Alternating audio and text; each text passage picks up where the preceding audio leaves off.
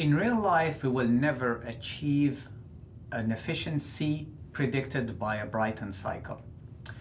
Again, you remember that if you are dealing with a gas turbine power plant, so therefore you will have your Brayton cycle efficiency.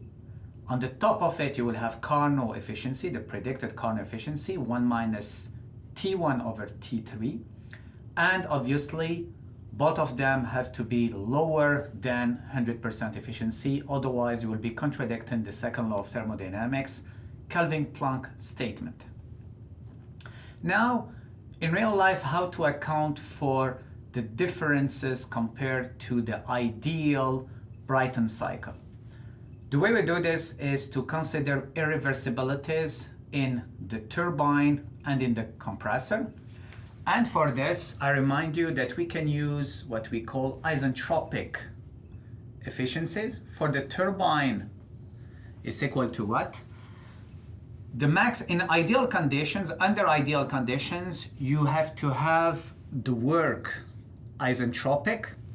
However, because of irreversibilities, pressure losses, viscous dissipation, turbulence flow, and so on, so therefore you will have a work actual, which will be lower than the maximum you can get from the turbine, okay? For us, what does it mean?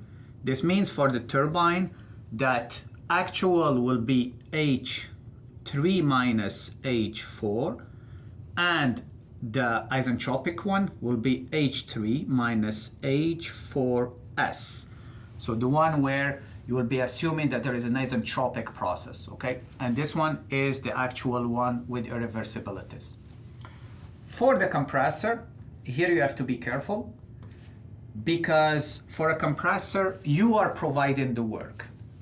So in an ideal case, you would like to provide less work, okay? So therefore, the ideal case will lead to a lower work than the actual one, meaning that for a non-ideal compressor, to overcome all the irreversibilities, you will have to provide more work, and this work is coming from the turbine.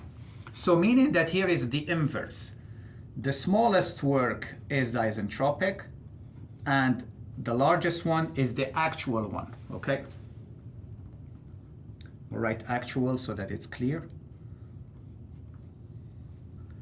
So, and for us, this means that this one is, I will just keep it like positive on both sides, H2 minus H1, this is H2S, and this one is H2 minus H1, the actual one.